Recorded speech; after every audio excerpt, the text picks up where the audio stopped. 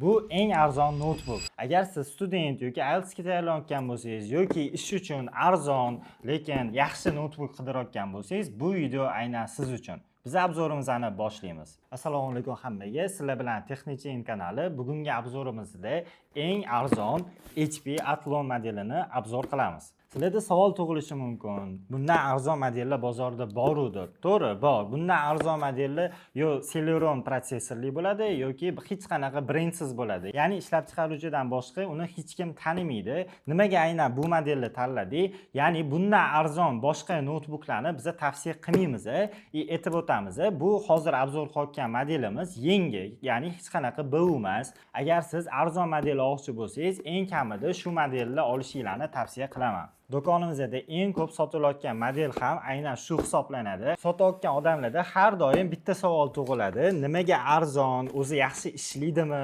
Sotib olishga arziydimi deb savollar berishadi. O'zingizlar bizdan sotib olganlarni odzivini ko'rsanglar bo'ladi.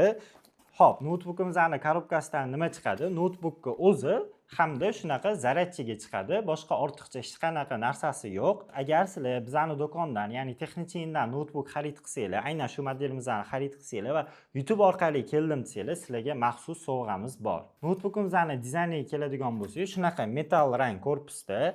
HP brendini yana bitta men yoqtiradigan jihati, $600 notebook bo'ladimi, $800 notebook bo'ladimi, ko'rinishi bir xil. Ya'ni arzonmi, qimmatmi, bir xil material ishlatiladi, ya'ni sifatli material ishlatishadi.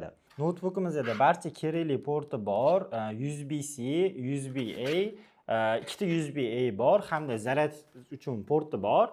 Hamda studentlar uchun eng kerakli HDMI porti ham bor, ya'ni prezentatsiyalarni bemalol shu bilan ko'rsatsanglar bo'ladi. Klaviaturasiga keladigan bo'lsak, tayyor ruscha, inglizcha klaviaturali, ya'ni boshqa gravirovka qilib o'tirmaysizlar, hamda number padi bor, ya'ni o'z ishlaydiganlar biladi, bu aynan kerakli narsa. Hamda yangi chiqayotgan notebooklarda bilsanglar, hozir sun'iy intellekti bilan tayyor chiqyapti. Bu modelimiz arzon bo'lishiga qaramasdan, bu knopkasi ham bor. Buni qanaqa ishlashini video davomida ko'rsatib o'taman. Notebookimiz yengil, unaqa og'ir emas, 1 kilodan ozgincha oshadi. Xo'p, endi buni protsessoriga keladigan bo'lsak, protsessori AMD Athlon 7120U protsessor bilan jihozlangan. Sodda qilib aytadigan bo'lsam, to'g'ri, bu kuchli protsessor emas. Core i3lardan biroz kuchsizroq, lekin Celeronga nisbatan ancha kuchli hisoblanadi. Bemalol oddiy ofisning programmalarni ko'taradi, hech qanaqa qotishlar bo'lmaydi. Tezkor xotirasiga keladigan bo'lsak, 8 GB LPDDR5, ya'ni so'nggi avlod hisoblanadi. Bir vaqtda o'zida 4 ta 5 ta dasturlarni bemalol ishlata olasizlar. Doimiy xotirasi bo'lsa 256 GB SSD bilan jihozlangan. Ekrani 15.6 dyum IPS. Bilsanglar, arzon notebooklarda teng ishlatiladi. Yo'q, bu unaqa emas. Ekrani sifatli, o'zingizlar ko'rsanglar bo'ladi. Birato'lasi test qilib sinab ko'ramiz va ovozini ham ko'ramiz, qanaqa eshitilar ekan. Xo'p, mana maksimalniy ovoziga baland qilib qo'ydim va yarqisini ham oshirib qo'yamiz. Mana to'liq yarqisda ovozi ham baland, o'zingizlar sifatiga ko'rib baho bersanglar bo'ladi. Ovozi ham lekin normalniy, zo'r eshitilyapti. Xo'p, endi shuncha xarakteristikasini gapirganga yarasha buni test qilib ko'rmasak bo'lmaydi. Shuning uchun biz studentlar, oddiy ofisda ishlaydiganlar uchun mos hamma programmalarni yozib qo'ydik, tayyor. Bu yerda Word bor, Excel bor, Chrome bor, Telegram bor, hammasini bittada ishlatib ko'ramiz. Birinchi testimiz prosta shunchaki Wordga kirib narsa yozib ko'ramiz. Bunda klaviaturasini ham sifatini tekshirib olsak bo'ladi. Klaviatura yaxshi, yomon emas. Yumshoq yozilyapti, bemalol, hech qanaqa arzon notebookga o'xshamaydi. Buni bitta yaxshi tarafi, hali aytib o'tganimdek, tayyor ruscha harfi ham bor, ya'ni oshiqcha pul ketkizib, gravirovka qilib o'tirmaysizlar. O'z-o'zidan o'chib ketmaydi, yaxshi tushgan gravirovkasi. Klaviaturasi ancha sifatli, menga yoqdi.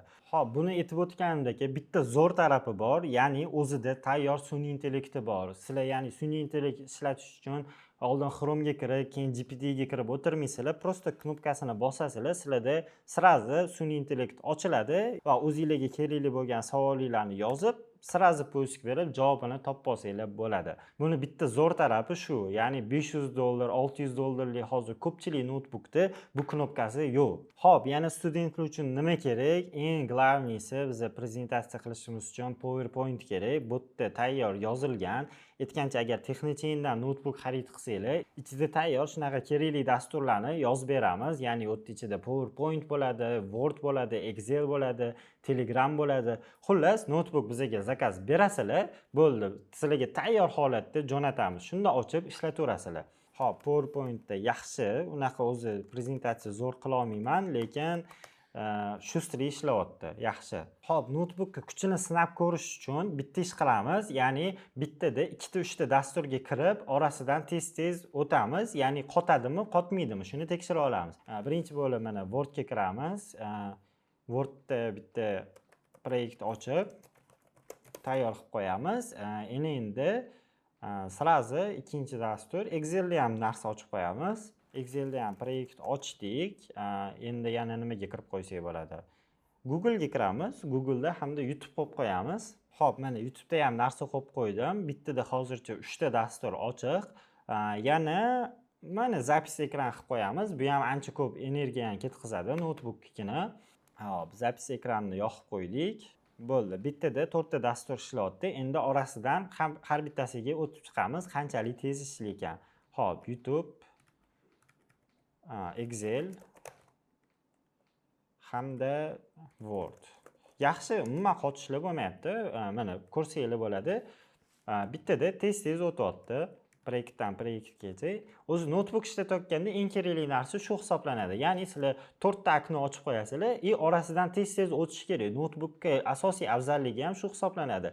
Telefonda-ku bitta dasturni ishlaysizlar. Bunda bitta vaqtda baribir 3 ta 4 ta dasturdan foydalanasizlar. Xo'p, bu notebookka birinchi bo'lib IELTSga tayyorgarlik ko'rayotganlarga tavsiya beramiz. Sababi hozir hamma CDga topshiryapti.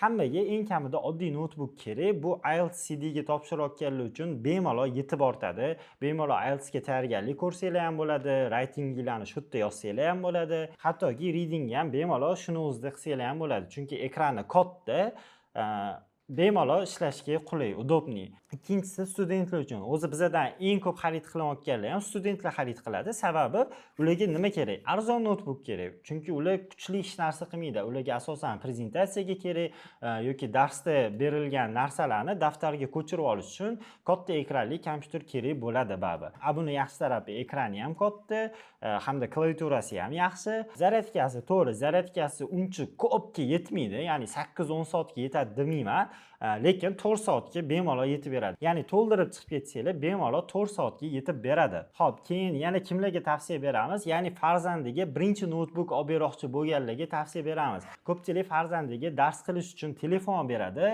Telefondan buni yaxshi tarafi, birinchidan farzandingiz notebook ishlatishni o'rganadi, hamda keyinchalik IT ga beroqchi bo'lsanglar, o'sha notebookga qanaqa ishlatilishini bilib, IT ni ham ozgincha shunda o'rgansa bo'ladi. Ya'ni IT ni boshlang'ich kirishiga bu notebook bemalol yetib beradi. Telefonda bo'lsa, xohlaysizmi, yo'qmi, bu o'yin skachat qiladi. Ko'proq vaqtda telefonda bekorchi narsalar bilan ketib qoladi. Bu notebookka o'zi xohlasa ham o'yin yoza olmaydi. To'g'ri, yozsa bo'ladi. Bir yarim soat o'ynaydi, bo'ldi. Shu bilan notebook o'zi sekin qizishni boshlaydi. Ya'ni kuchli o'yinlar yozib bo'lmaydi bunga. Nari borsa 1.6 yoki shunga o'xshagan videokarta talab qilmaydigan o'yinlarni yozadi. Shu uchun bu notebook asosan o'rganishga vaqtini sarflaydi. Notebookimizni butun O'zbekiston bo'ylab bepulga yetkazib beramiz. Shu aytib o'tganimdek, ichida tayyor hamma narsasi yozilgan bo'ladi. Ya'ni notebookka qabul qilib olasizlar, bo'ldi, ishlatishga tayyor bo'ladi. Korobkadan ochib, yangi yozib beramiz hammaga, ya'ni onlayn buyurtma qilayotganlarga biz videosini jo'natamiz, shu yangi korobkadan ochamiz, ichiga narsalar yozib beramiz. Agar yo'q, men o'zim yoza olaman desanglar, tayyor yangi upakovkada jo'natamiz. Narxini izohlarga yozib qoldiraman. Agar video yoqqan bo'lsa, like bosib, podpiska bosishni unutmanglar.